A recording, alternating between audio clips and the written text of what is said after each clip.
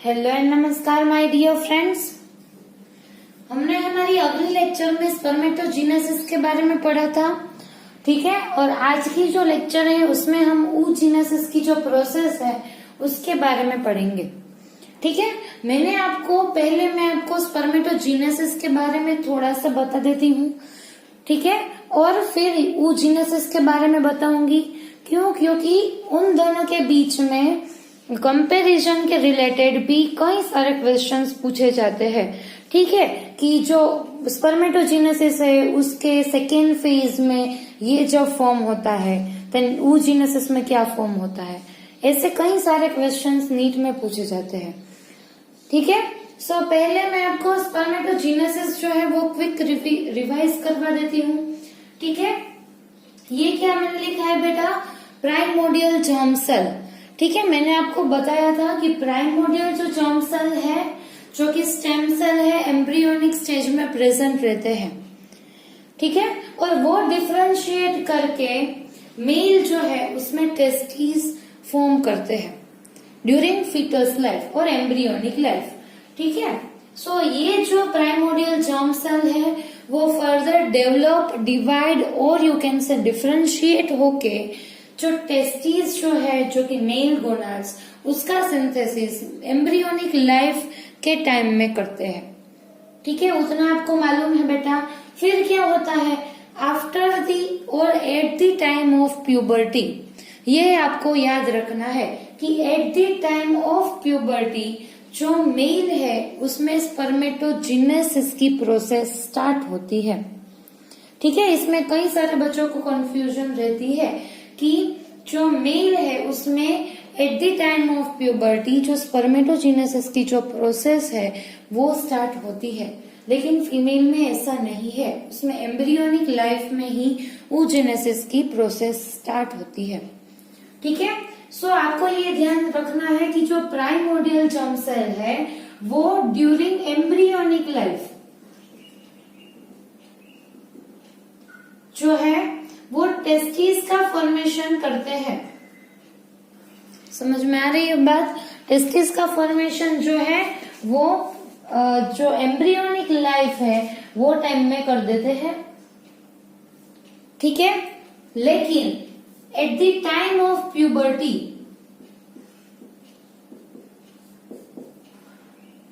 क्या होता है, ये वाली जो प्रोसेस है दैट इज स्पर्मेटोजेनेसिस, ये वाली जो प्रोसेस है वो प्यूबर्टी के टाइम पे स्टार्ट होती है, ठीक है।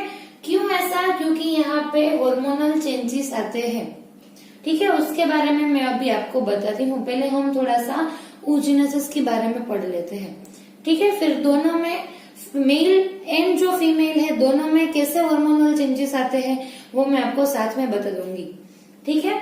सो यहाँ पे eight the time of puberty because of hormonal changes क्या होता है, ये जो प्रोसेस है वो स्टार्ट होती है, ठीक है। और जो प्राइमोर्डियल जर्म सेल जो है वो तो स्टेम सेल से हमारे बॉडी में प्रेजेंट रहते हैं, वो जाके आगे जाके क्या बना लेते हैं बेटा, स्पर्मेटोगोनिया, जिसमें हमने पढ़ा था कि जो टाइप ए स्पर्मेटोगोनिया रहते हैं और जो दूसरे टाइप है वो टाइप बी स्पर्मेटोगोनिया है। अभी जो टाइप बी स्पर्मेटोगोनिया है उसके पास ऐसी एबिलिटी है कि वो आगे डिफरेंशिएट कर सकते हैं, डेवलप हो सकते हैं, ठीक है।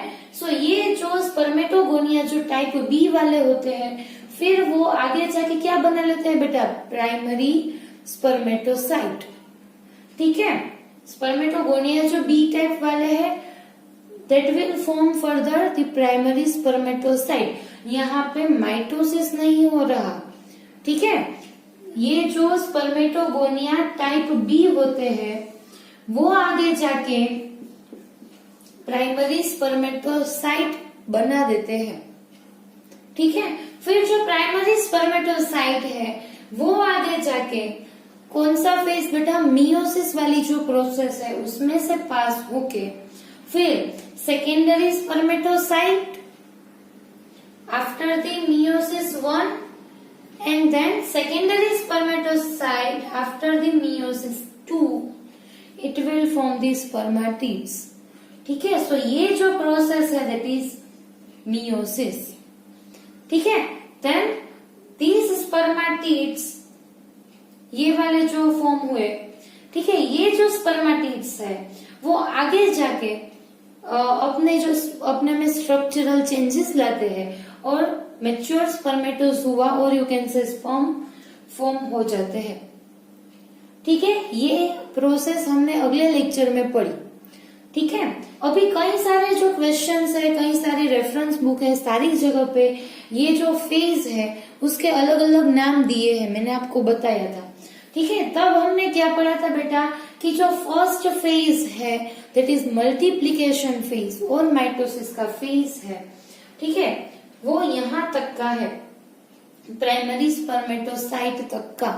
फिर मैंने आपको बताया था कि प्राइमरी स्पर्मेटोसाइट जो कि ग्रोथ करता है and then it will pass from the process of meiosis 1। ठीक है, मैंने आपको ऐसा बताया था, आपको याद है। ठीक है, लेकिन फिर मैंने और भी कई सारी रेफरेंस बुक में देखा। ठीक है, और जो क्वेश्चंस नीट में रहते हैं उसके अकॉर्डिंग क्या है बेटा कि ये जो है दैट इज मल्टीप्लीकेशन फेज, क्योंकि यहाँ पे जो सारी प्रोसेस हो रही है दैट इज ऑफ माइटोसिस। ठीक है, समझ में आ रही है बात। जो प्राइमोर्डियल जर्म सेल है वहां से ये जो स्पर्मेटोगोनिया का सिंथेसिस हो रहा है वहां तक की जो सारी प्रोसेस है जिसमें क्या हो रहा है बेटा, मल्टीप्लीकेशन हो रहा है, माइटोसिस हो रहा है। ठीक है, यहाँ तक माइटोसिस हो रहा है। ठीक है, इसीलिए ये जो फेज है उसे माइटोटिक फेज भी बोलते हैं। ठीक है, और कई जगह पे ऐसा भी लिखा है कि माइटोटिक मल्टीप्लीकेशन फेज, इस तरीके का टर्म लिखा है, माइटोटिक मल्टीप्लीकेशन फेज। समझ में आ रही है बात। सो ये जो माइटोटिक मल्टीप्लीकेशन जो फेज है वो यहां तक का है, स्पर्मेटोगोनिया का जो सिंथेसिस हो रहा है वहां तक का, क्योंकि यहाँ पे माइटोसिस की प्रोसेस नहीं हो रही।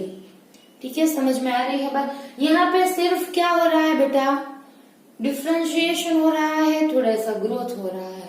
ठीक है, सो ये जो माइटोसिस की फेज है वो यहां तक है और उसे माइटोसिस मल्टीप्लीकेशन फेज भी बोलते हैं। ठीक है, फिर ये जो फेज दिखाया है जिसमें स्पर्मेटोगोनिया में से प्राइमरी स्पर्मेटोसाइट फॉर्म हो रहा है उसे रेफरेंस बुक में ग्रोथ फेज बताया है। ठीक है, जो कि मैंने अगले लेक्चर में आपको बताया था कि प्राइमरी स्पर्मेटोसाइट में से ग्रोथ होके फिर ये थोड़ा सा अपना ये जो है वो बढ़ा देता है। ठीक है, वही मैं बता रही हूँ। यहाँ पे क्या हो रहा है कि स्पर्मेटोगोनिया जो है वो डिफरेंशिएट होके प्राइमरी स्पर्मेटोसाइट बना लेता है। ठीक है, जो कि हमने अगले लेक्चर में पढ़ा। फिर जो प्राइमरी स्पर्मेटोसाइट जो है वो थोड़ा सा अपना जो साइज है वो इंक्रीज कर देता है, वही ग्रोथ है। ठीक है, सो ये जो फेज है दैट इज ग्रोथ फेज। यहाँ पे क्या होगा कि स्पर्मेटोगोनिया में से डिफरेंशिएशन की प्रोसेस होगी, प्राइमरी स्पर्मेटोसाइट बन गया और इसने अपना थोड़ा सा जो साइज है वो इंक्रीज कर दी। सो ये कंबाइन जो है that is growth phase. Clear हो रही है बात बेटा। ठीक है, सो स्पर्मेटोगोनिया टाइप डी तक का जो फेज था that is mitotic multiplication phase. ठीक है, देन यहाँ पे जो हो रहा है दैट इज ग्रोथ फेज। ठीक है, अभी क्या हो रहा है बेटा, मियोटिक फेज का स्टार्टिंग हो रहा है। ठीक है, मियोटिक फेज यहाँ से स्टार्ट हो रहा है। ये प्राइमरी स्पर्मेटोसाइट जो है वो meiosis 1 and then it will form the secondary spermatocyte, then meiosis 2। ठीक है, इसीलिए ये जो फेज है उसे मियोसिस फेज बोलते हैं। क्या बोलते हैं बेटा, मियोसिस फेज। ठीक है, और ये जो देन स्पर्मेटिड जो फॉर्म हो गए वो आगे जाके जो मेच्योर स्पर्मेटोजुआ है उसका सिंथेसिस करते हैं और आप बोल सकते हो कि स्पर्मेटिड जो है उसमें से स्पर्म्स का सिंथेसिस हो गया। ठीक है, ये वाली जो प्रोसेस है उसे हमने टर्म दिया था स्पर्मियोजेनेसिस। आपको याद है बेटा, हमने यहाँ पे लिखा था ठीक है, हमने यहाँ पे लिखा था स्पर्मियोजेनेसिस। सो ये जो फेज है दैट इज स्पर्मियोजेनेसिस। अभी कहीं पे आपको स्पेसिफिक क्वेश्चन में जो क्या रहता है बेटा कि वो स्पेसिफिक आंसर जो आता है वही पूछते हैं, ठीक है। सो अगर आपसे कोई पूछे कि स्पर्मियोजेनेसिस क्या है बेटा, सो स्पर्माटीड में से जो मेच्योर स्पर्मेटोजुआ का जो फॉर्मेशन होता है दैट इज स्पर्मियोजेनेसिस, ठीक है। सो ये जो है प्रोसेस स्पर्मियोजेनेसिस, और यहां से स्टार्ट करके यहां तक का जो फेज है दैट इज मैच्योरेशन फेज। क्या है बेटा, प्राइमरी स्पर्मेटोसाइट से मियोसिस की प्रोसेस एंड स्पर्मियोजेनेसिस की प्रोसेस दोनों ही किसमें इन्वॉल्व है बेटा, मैच्योरेशन फेज में, ठीक है। सो ये आपको याद रखना है कि मैच्योरेशन फेज में मियोसिस की प्रोसेस भी इन्वॉल्व है एंड स्पर्मियोजेनेसिस की प्रोसेस भी इन्वॉल्व है। हमने हमारी अगली लेक्चर में मैंने आपको स्टेप वाइज मैनर में पढ़ाया था, पहले mitosis, then meiosis and then spermiogenesis. इस तरीके से मैंने आपको पढ़ाया था, ठीक है। सो वो भी सही है, लेकिन जो क्वेश्चंस रहते हैं उसमें ज्यादातर इस तरीके के क्वेश्चंस है।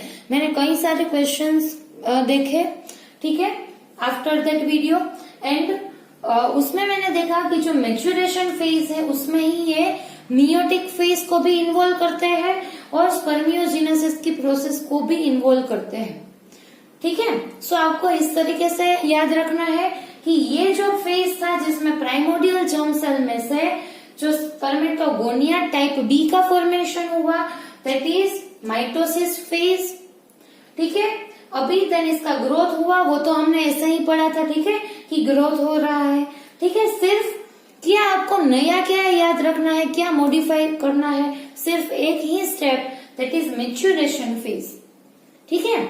तो जो कई सारी क्वेश्चंस है उसमें मैच्योरेशन फेज में प्राइमरी स्पर्मेटोसाइट से स्पर्म तक की जो प्रोसेस रहती है उसको बताया है, ठीक है। सो ये बात आपको याद रखनी है, दूसरा कुछ नहीं है, दूसरा सारा ऐसे ही है, ठीक है।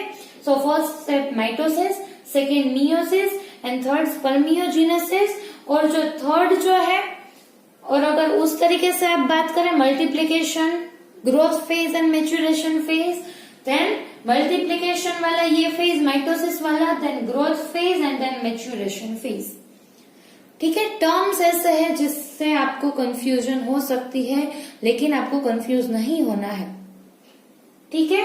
टर्म को पकड़ के चलो, आपको कहीं पे भी कंफ्यूजन नहीं होगा। सिर्फ इतना याद रखो कि यहां से यहां तक का मैच्योरेशन फेज है, ठीक है।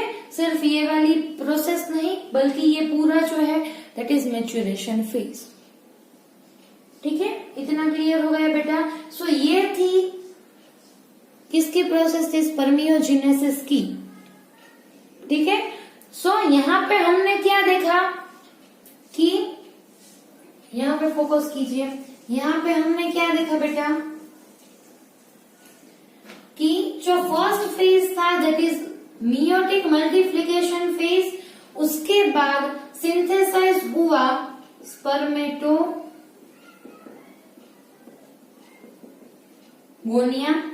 ठीक है। देन जो second phase that is growth phase, उसके बाद सिंथेसाइज हुआ प्राइमरी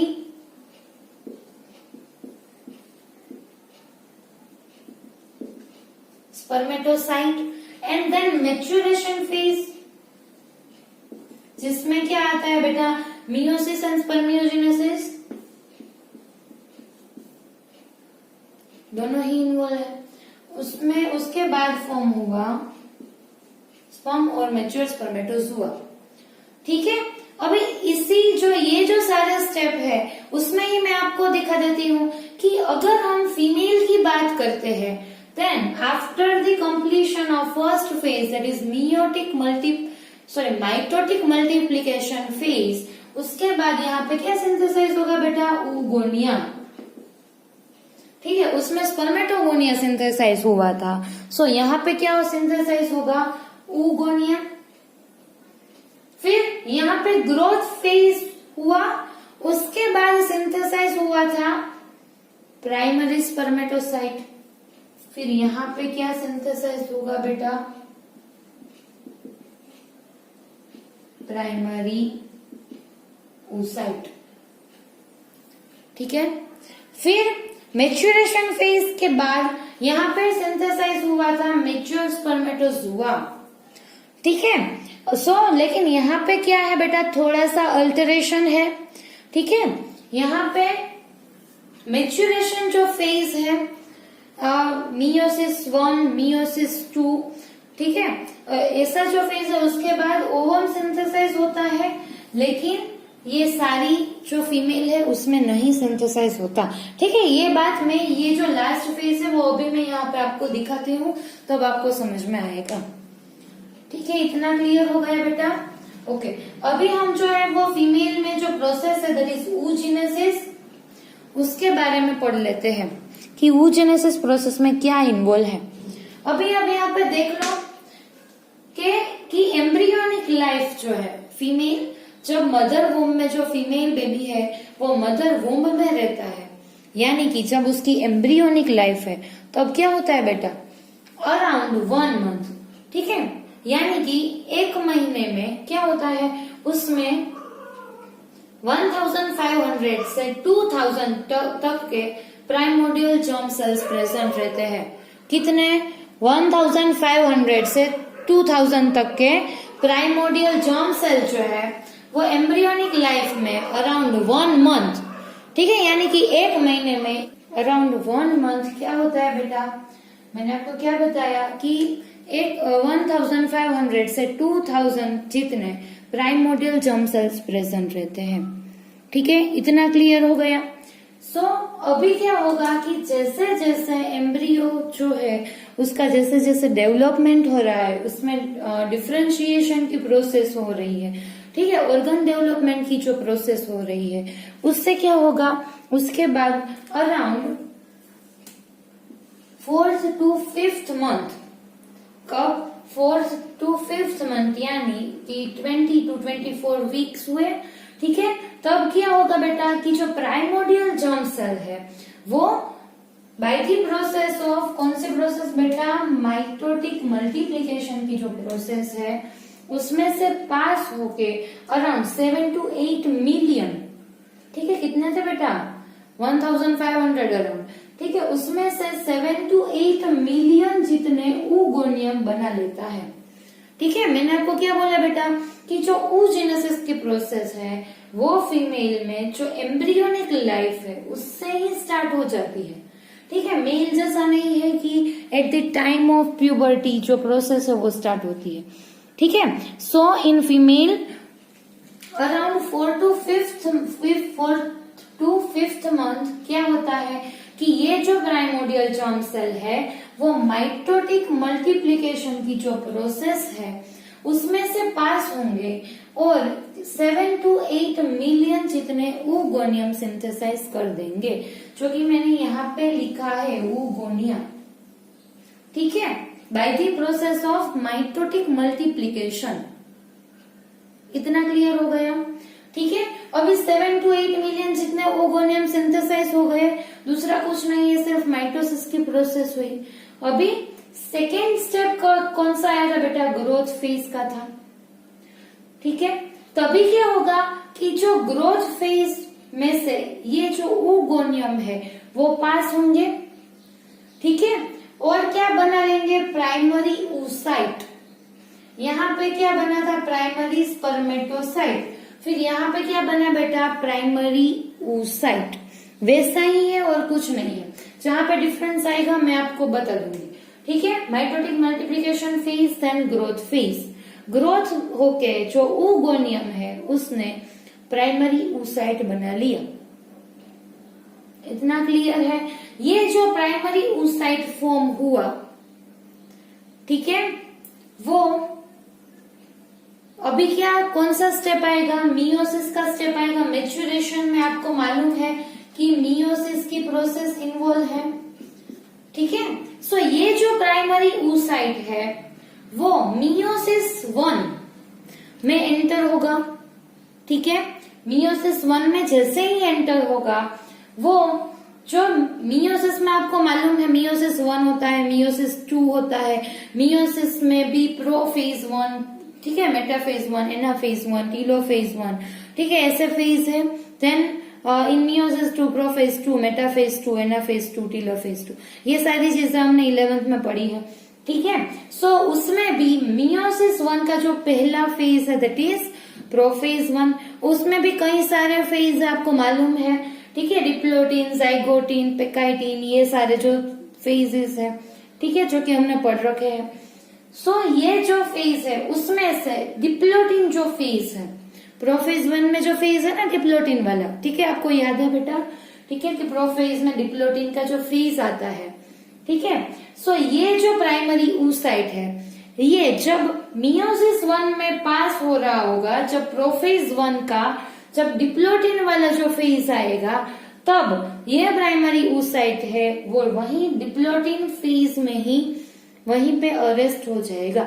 अरेस्ट यानी कि अभी जो प्राइमरी oocyte है वो डिप्लोटिन का जो फेज है उसमें से आगे नहीं बढ़ पाएगा, जिसे क्या बोलते हैं बेटा, डिप्लोटिन अरेस्ट। ये टर्म बहुत इंपॉर्टेंट है, डिप्लोटिन अरेस्ट, ठीक है। कौन सा सेल होता है, प्राइमरी oocyte, ठीक है। जब मियोसिस 1 की जो प्रोसेस है उसमें से पास हो रहा होगा, तब क्या होगा कि ये जो है वो डिप्लोटिन वाला जो फेज आएगा प्रोफेज 1 में, उसमें अरेस्ट हो जाएगा और वहां पे ही रुक जाएगा, जिसे क्या बोलते हैं बेटा, डिप्लोटिन अरेस्ट, ठीक है। ये याद रखना है, इसमें कंफ्यूज नहीं होना है, क्यों, क्योंकि आगे दूसरा अरेस्ट भी आएगा, ठीक है। सो अच्छे से याद रखो कि ये जो प्रोफेज 1 में डिप्लोटिन फेज है उसमें प्राइमरी oocyte अरेस्ट हो जाता है, ठीक है। इतना क्लियर हो गया। अभी ये जो प्राइमरी oocyte है, ठीक है, वो वहां पे मैंने ड्रॉ किया अभी, ठीक है, कि जो सेल मैंने बताया है वहां पे ऐसा, दैट इज प्राइमरी oocyte। अभी क्या होगा, ये जो प्राइमरी oocyte है उसके सराउंडिंग में क्या होगा बेटा, इसके सराउंडिंग में जो ग्रेन्युलोसा जो सेल है उसकी लेयर फॉर्म हो जाएगी इस तरीके से, जो कि मैंने वहां पे लिखा है, ठीक है, लेयर ऑफ ग्रेन्युलोसा सेल।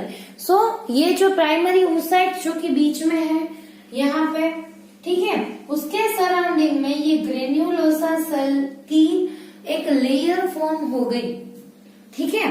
सो अभी ये जो स्ट्रक्चर फॉर्म हुआ, ये कंप्लीट स्ट्रक्चर, उसे क्या बोलते हैं बेटा, प्राइमरी फोलिकल, ठीक है। वहां पे भी मैंने लिखा है प्राइमरी फोलिकल, लेकिन उसके अंदर primary oocyte as it is form में प्रेजेंट है, ठीक है। लोग जो ज्यादातर बच्चे हैं वो कंफ्यूज हो जाते हैं in between the primary follicle and primary oocyte, ठीक है। प्राइमरी जो फोलिकल है वो ये जो कंप्लीट स्ट्रक्चर फॉर्म हुआ उसे प्राइमरी फोलिकल बोलते हैं, और उसके अंदर जो सेल प्रेजेंट है दैट इज प्राइमरी oocyte। इतना क्लियर हो गया बेटा, ठीक है। प्राइमरी oocyte फॉर्म हो गया था, अभी उसके सराउंडिंग में लेयर फॉर्म हुई दैट इज प्राइमरी, सो उससे जो स्ट्रक्चर बना कंबाइन, उसे बोलते हैं प्राइमरी फोलिकल, ठीक है।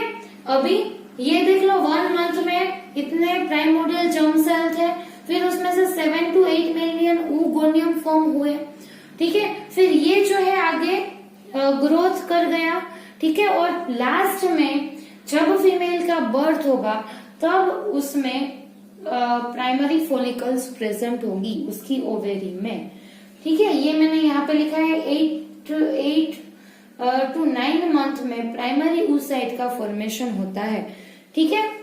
और ये जो प्राइमरी oocyte बना, ये 9th जो मंथ होगा लास्ट वाला, उसमें प्राइमरी फोलिकल के फॉर्म में प्राइमरी oocyte प्रेजेंट रहेगा, ठीक है, और जो कि डिप्लोटिन अरेस्ट में है अभी ये, ठीक है। सो अराउंड 9th मंथ क्या होगा कि oogonia जो है 7 to 8 मिलियन थे, कब 20 to 24 वीक में 7 to 8 मिलियन उसके नंबर थे, फिर उसने ग्रोथ किया, और एट द 9th मंथ यानी कि जो लास्ट मंथ है, तब क्या होगा, फीमेल की in each ovary around 2 million primary oocyte present होंगे, कितने बेटा? 2 million in the form of primary follicle. ये सारी चीजें आपको मालूम होनी चाहिए कि पहले मंथ से हमने स्टार्ट किया, लेकिन नाइन्थ जो मंथ है वो आते आते फीमेल में 2 ओवेरी रहती है, ठीक है, मालूम है। लेकिन इन ईच ओवेरी यानी कि इन सिंगल ओवेरी 2 मिलियन जितने प्राइमरी फॉलिकल्स प्रेजेंट होंगे। यानी आप बोल सकते हो कि 2 मिलियन जितने प्राइमरी oocyte जो फीमेल की जो ओवेरी है, ईच ओवेरी, उसमें 2 मिलियन प्राइमरी oocyte होंगे। कब? जब उसका बर्थ होगा तब। ठीक है, इतना क्लियर हो गया।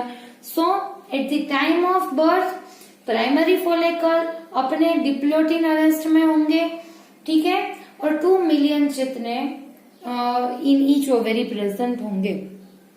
इतना क्लियर है। अभी फीमेल का बर्थ हो गया, ठीक है। सो इतना क्लियर हो गया। अभी मैंने आपको बताया था स्पर्मेटोजेनेसिस में भी कि जो हार्मोनल चेंजेस आते हैं वो कब आते हैं बेटा? Eight the time of puberty.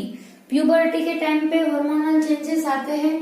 फिर यहाँ पे भी वही होगा eight the time of puberty, जो फीमेल में मेंस्ट्रुअल साइकिल स्टार्ट होंगी, ठीक है। आपको मालूम है अराउंड 10 to 12 ईयर के अराउंड यहाँ पे फर्स्ट मेंस्ट्रुअल साइकिल स्टार्ट होगी, जिससे हम क्या बोलते हैं बेटा? मेनार्की बोलते हैं, ठीक है। आपने पहले पढ़ा है कि जो फर्स्ट मेंस्ट्रुअल साइकिल रहती है उसे मेनार्की बोलते हैं। जो लास्ट मेंस्ट्रुअल साइकिल होती है अराउंड जब वो 50 ईयर की अराउंड जब रहती है, तब लास्ट जो मेंस्ट्रुअल साइकिल होती है उसे मेनोपॉज बोलते हैं, ठीक है। ये सारी चीजें आपको मालूम है। यहाँ पे जो फर्स्ट मेंस्ट्रुअल साइकिल होगी जिससे हम बोलेंगे मेनार्की, एंड लास्ट कब होगी? At around 50 year. इतना क्लियर है, ठीक है। मैं यहाँ पे अच्छे से लिख देती हूँ ताकि आपको समझ में आए, ठीक है। Eight the time of birth कितने प्राइमरी oocyte है बेटा? यहाँ पे भी मैंने लिखा है 2 मिलियन पर ओवेरी। अभी क्या होगा? जो फर्स्ट मेंस्ट्रुअल साइकिल आएगी दैट इज मेनार्की, वो कब आएगी? 10 to 12 ईयर, ठीक है। तब कितने होंगे प्राइमरी oocyte? 60,000 to 70,000 पर ओवेरी, ठीक है। ये जो इतना टाइम है उसमें ये जो 2 मिलियन प्राइमरी oocyte है वो धीरे धीरे करके डीजनरेट हो जाएंगे, और कितने मत बचेंगे? सिर्फ 60,000 to 70,000 पर ओवेरी। कब? जब मेनार्की आएगा तब, मेनार्की के टाइम पे, ठीक है। यहाँ पे भी देख लो कि जब 4th to 5th मंथ जब चल रहा था, ठीक है, तब 7 to 8 मिलियन ओगोनियम थे। फिर वो भी आगे जाके डीजनरेट हो गए, और कितने बचे eight the time of birth? सिर्फ 2 मिलियन पर ओवेरी, ठीक है।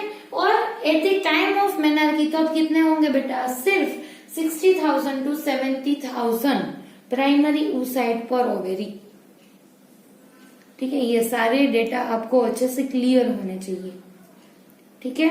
अभी हम कहाँ पे पहुंच गए बेटा? 10 ईयर तक, क्लियर। अभी क्या होगा? प्राइमरी oocyte जब फीमेल जो है वो 10 ईयर के अराउंड जब मेनार्की स्टार्ट होंगी तब इतने प्राइमरी oocyte होंगे, ठीक है। अभी हार्मोनल चेंजेस आए, ठीक है। अभी हार्मोनल चेंजेस आने पर ये जो है अरेस्ट तोड़ के आगे निकलेगा, आगे पास होगा, ठीक है। मैच्योरेशन फेज में एंटर होगा, ठीक है। और मैच्योरेशन फेज में क्या होता है बेटा? मियोसिस की प्रोसेस होती है आगे। मियोसिस 1 तो हो गया है, उसमें अरेस्ट है। अभी आगे की जो बाकी की जो प्रोसेस है ना, प्रोफेज 1 में अरेस्ट है, लेकिन मेटाफेज 1, एनाफेज 1, टीलोफेज 1, फिर मियोसिस 2 की जो प्रोसेस है, फिर यहाँ से अभी वो सारी प्रोसेस स्टार्ट होगी। लेकिन कब? Eight the time of puberty. मैं बार बार आपको बता रही हूँ, ठीक है, ये याद रखना। अभी क्या होता है प्राइमरी oocyte में, वो मैं आपको दिखाती हूँ। ओके, सो मैंने यहाँ पे दिखाया आपको कि प्राइमरी oocyte प्रेजेंट है इन प्राइमरी फॉलिकल। अभी at the time of puberty because of some hormonal changes क्या होगा, यहाँ पे ये प्राइमरी oocyte अपनी जो अरेस्ट थी, डिप्लोटिन अरेस्ट, उसे ब्रेक करके आगे जाएंगे और मियोसिस 1 की जो प्रोसेस है वो कंप्लीट करेंगे और क्या फॉर्म बना देंगे, सेकेंडरी oocyte। ठीक है, क्या जनरेट कर देंगे, सेकेंडरी oocyte। आपको याद है बेटा कि हमने अभी मैंने आपको इसीलिए बताया ताकि आपको याद आ जाए, ठीक है, कि जो प्राइमरी स्पर्मेटोसाइट था उसने मेच्योरेशन की जो पहली मियोसिस 1 की जो प्रोसेस कंप्लीट की थी तब उसमें से जनरेट हुआ था सेकेंडरी स्पर्मेटोसाइट। ठीक है, कितने सेकेंडरी स्पर्मेटोसाइट बने थे, 2 बने थे, याद है बेटा आपको। और देन मियोसिस 2 की प्रोसेस के बाद क्या बना था, स्पर्माटिड, और वो कितने बने थे, 4 बने थे। और ये 4 स्पर्माटिड आगे जाके मेच्योर स्पर्मेटोज हुआ, यानी कि जो स्पर्म सेल है वो कितने बनाए थे, ये भी 4 बनाए थे। ठीक है, ये मैं यहाँ पे रख रही हूँ ताकि आगे कंपैरिजन में आपको इजीली समझ में आ जाए। ठीक है, सो यहाँ पे अब ये वाली प्रोसेस में देख लो, यहाँ पे मियोसिस 1 में से सेकेंडरी स्पर्मेटोसाइट 2 बने थे। ठीक है, कितने, 2 बने थे। अभी यहाँ पे देख लो, आफ्टर द प्राइमरी oocyte, ठीक है, हमारे यहाँ oocyte है फीमेल में। ठीक है, फिर after the completion of meiosis 1 क्या होगा, एक जो है 1 secondary oocyte and 1 first polar body.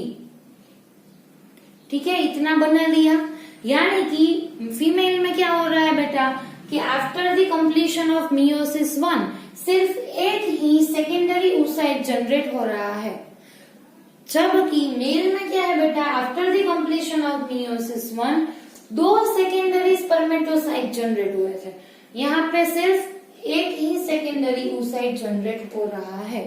दूसरा क्या फॉर्म हो रहा है बेटा, फर्स्ट पोलर बॉडी। यहाँ पे देख लो बेटा कि ये जो है वो प्राइमरी oocyte है, अभी इसका मियोसिस 1 कंप्लीट हुआ, यानी कि 2 सेल्स फॉर्म होंगे। ठीक है, after the completion of meiosis कितने सेल बनते हैं, 2 सेल बनते हैं ना। ठीक है, यहाँ पे देख लो प्राइमरी oocyte जो है वो डिवाइड करके उसने एक सेकेंडरी oocyte बना लिया और दूसरा क्या बना लिया बेटा, फर्स्ट पोलर बॉडी। ठीक है, जिससे क्या बोलते हैं, पोलोसाइट 1 भी बोलते हैं। क्या बोलते हैं बेटा, पोलोसाइट 1। सेकेंडरी oocyte एक बना लिया और दूसरा बना लिया फर्स्ट पोलर बॉडी। ठीक है, जिसे बोलते हैं पोलोसाइट 1। अभी देख लो, जो पोलोसाइट 1 जनरेट हुआ, ठीक है, एक जो सेकेंडरी oocyte बन गया और दूसरा जो जनरेट हुआ दैट इज पोलोसाइट 1। सो यहाँ पे जो पोलर बॉडी जो पहला जनरेट हुआ वो आगे जाके क्या हो जाएगा, डी जनरेट हो जाएगा। ठीक है, सो ये जो पोलर बॉडी जो यहाँ पे सिंथेसाइज हुआ वो आगे जाके क्या हो जाता है बेटा, डी जनरेट हो जाता है।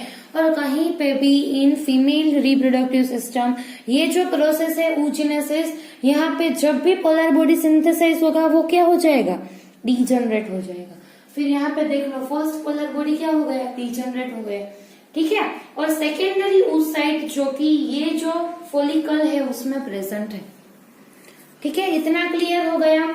अभी क्या होता है बेटा, ये जो सेकेंडरी oocyte है वो किस में से पास होगा, मियोसिस 2 की प्रोसेस में से पास होगा, क्योंकि पोलर बॉडी डी जनरेट हो गया। ठीक है, इसीलिए वो जो है मियोसिस 2 की प्रोसेस नहीं परफॉर्म करेगा।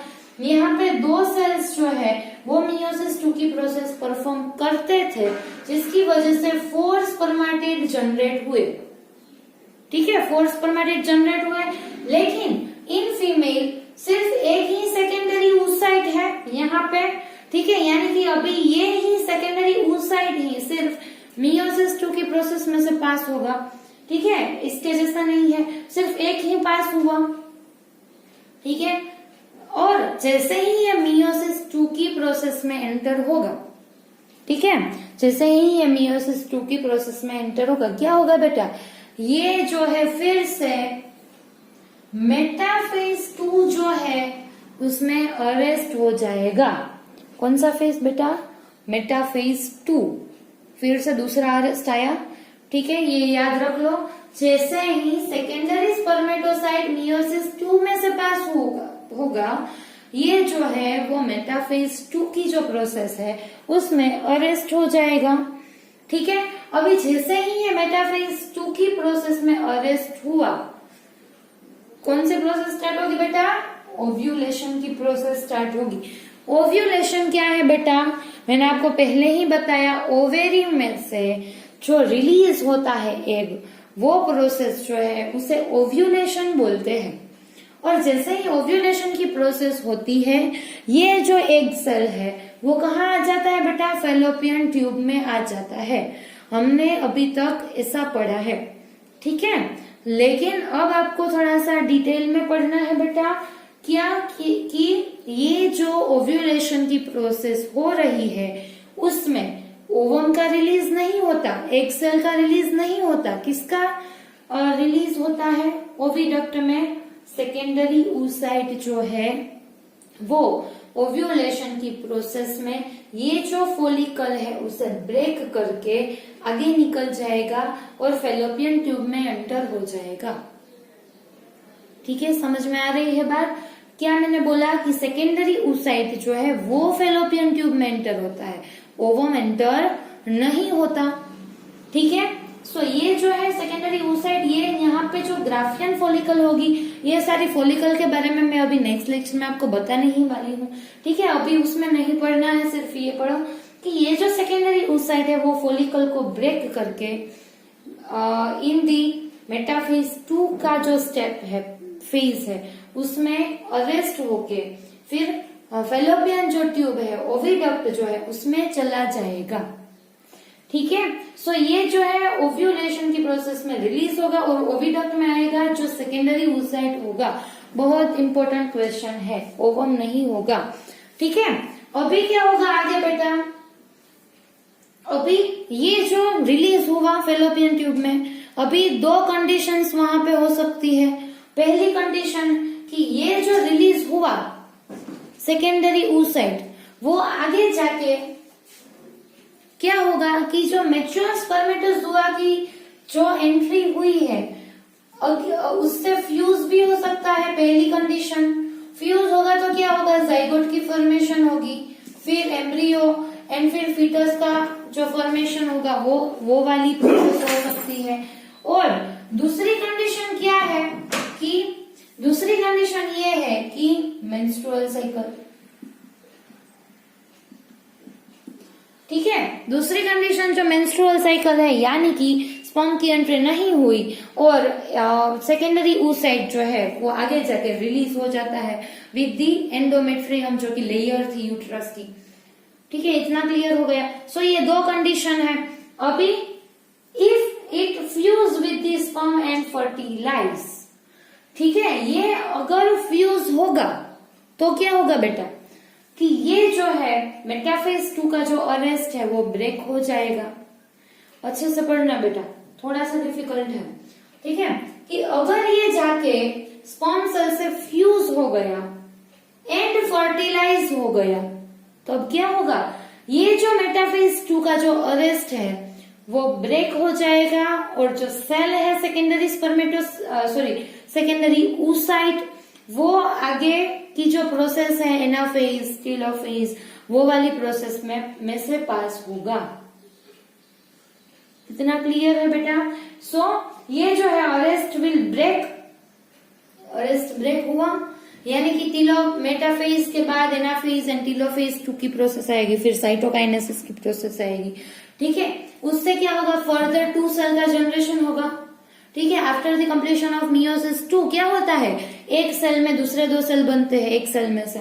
ठीक है, सो यहाँ पे भी अरेस्ट विल ब्रेक एंड क्या होगा कि 2 सेल फॉर्म हो गए। ठीक है, फिर से क्या हुआ, 2 सेल फॉर्म हो गए। One is polar body. ठीक है, जो कि आगे जाके क्या हो जाएगा, डीजनरेट हो जाएगा। एक जो है वो पोलर बॉडी है, वो आगे जाके डीजनरेट हो जाता है। और जो दूसरा फॉर्म हुआ that is functional ovum you can say, और you can say fertilised oocyte, और यू कैन से जाइगोट, जो कि आगे जाके क्या बना लेता है, जाइगोट बना लेता है। ठीक है, ये थोड़ी सी ब्रॉड प्रोसेस है यहाँ से भी, लेकिन इसके बारे में आपको नहीं पढ़ना है बेटा, क्योंकि ये आपके सिलेबस में भी नहीं है और अभी आप ये पढ़ना नहीं है आपको, ठीक है, क्योंकि आप छोटे हो अभी। सो ये जो फंक्शनल ओवम है, इसे आप फंक्शनल ओवम या फर्टिलाइज्ड oocyte बोलते हो, जिसमें से आगे जाके क्या बन जाता है, जाइगोट बन जाता है। ठीक है, उसमें थोड़ा सा ही डिफरेंस है। सो ये जो बन गया, और जो पोलर बॉडी है, अब पोलर बॉडी है या वो आगे जाके क्या करती है बेटा, उसका डीजनरेशन हो जाता है। ठीक है, यानी यहाँ पे आके oogenesis कंप्लीट हुआ। ठीक है, सो oogenesis जो है वो कंप्लीट इस तरीके से लास्ट में यहाँ पे होता है जब फंक्शनल ओवम का सिंथेसिस होता है। ठीक है, इतना क्लियर हो गया बेटा। सो ये जो कंप्लीट प्रोसेस है, कंप्लीट oogenesis की प्रोसेस, वो सिर्फ किसमें होती है बेटा, प्रेग्नेंट लेडी जो है उसमें होती है। ठीक है, जिसने प्रेगनेंसी की जो प्रोसेस है उसमें से पास हो गई है, उसका एक्सपीरियंस में से जो पास हो गई है, यानी कि जो प्रेग्नेंट लेडी है, ठीक है, या फिर जिसने प्रेगनेंसी में से पास हो गई है, उसमें ही सिर्फ कंप्लीट oogenesis की प्रोसेस हुई है। जो गर्ल है जिसमें ये जो प्रेगनेंसी की प्रोसेस नहीं हुई है, उसमें क्या है बेटा कि ये वाली कंप्लीट oogenesis की प्रोसेस नहीं हुई है। ठीक है, इतना क्लियर हो गया बेटा। ओके, ठीक है, सो ये कंप्लीट प्रोसेस आपको क्लियर है बेटा। ठीक है, जब अभी मैं आपको एक बार क्विक रिवाइज करवा देती हूँ, ठीक है, फिर कंफ्यूज नहीं होना है, ये सारी जो प्रोसेस है उसमें। ठीक है, सो हमने जो स्टार्ट किया था that is from the primordial germ cell. ठीक है, ये जो प्राइमोडियल जर्म सेल है उसने आगे जाके क्या बना लिया बेटा, oogonia। ठीक है, और यू कैन से ओगोनियम। ठीक है, ये जो oogonia है उसने ग्रोथ करके बना लिया प्राइमरी oocyte। ठीक है, प्राइमरी oocyte में से बनी प्राइमरी फॉलिकल। ठीक है, जो कि ग्रेन्युलोसा सेल से सराउंडेड थी। अभी ये जो प्राइमरी oocyte है उसने पास की थी प्रोसेस ऑफ मियोसिस 1, और ये जो है डिप्लोइडिन अरेस्ट में आ गया। ठीक है, ये डिप्लोइडिन अरेस्ट में है अभी।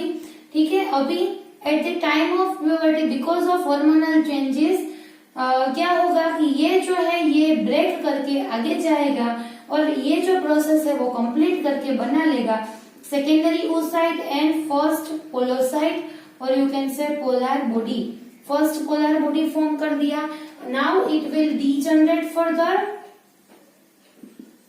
एंड जो सेकेंडरी oocyte है जिसने आगे जाके ये पास हुआ इन दी प्रोसेस ऑफ मियोसिस 2, और इसका जो मेटाफेज 2 है उसमें ये अरेस्ट हो गया। ठीक है, मेटाफेज 2 में अभी सेकेंडरी oocyte है वो मेटाफेज 2 में अरेस्ट हो जाएगा। ठीक है, और यहां से रिलीज होगा by the process of ovulation. क्या रिलीज होगा बेटा, सेकेंडरी oocyte। ठीक है, जिसे हम नॉर्मली क्या बोलते हैं, एग सेल, लेकिन एक्चुअल में वो क्या है, सेकेंडरी oocyte है। ठीक है, मेच्योर एग सेल अभी ये नहीं है, इसे आप ऐसे भी बोल सकते हो इनमेच्योर एग सेल और इनमेच्योर ओवम। ठीक है, अभी तक हमने यही पढ़ा है कि ओव्यूलेशन में ओवम ही रिलीज हो रहा है। ठीक है, लेकिन हम किससे ओवम बोलते थे बेटा, सेकेंडरी oocyte को हम ओवम बोलते थे उस टाइम पे। लेकिन अभी आपको मोर स्पेसिफिक थोड़ा सा डिटेल में आपको मालूम होना चाहिए कि जो जिसे हम ओवम बोलते हैं बेटा वो एक्चुअल में क्या है, सेकेंडरी oocyte है, जो कि ओव्यूलेशन में रिलीज हो रहा है।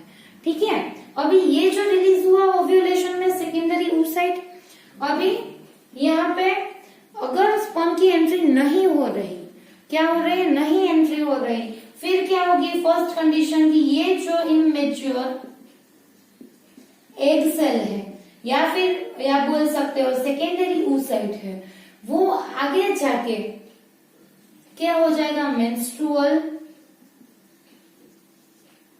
साइकिल में, मेंस्ट्रुअल फ्लो में बॉडी के बाहर रिलीज हो जाएगा।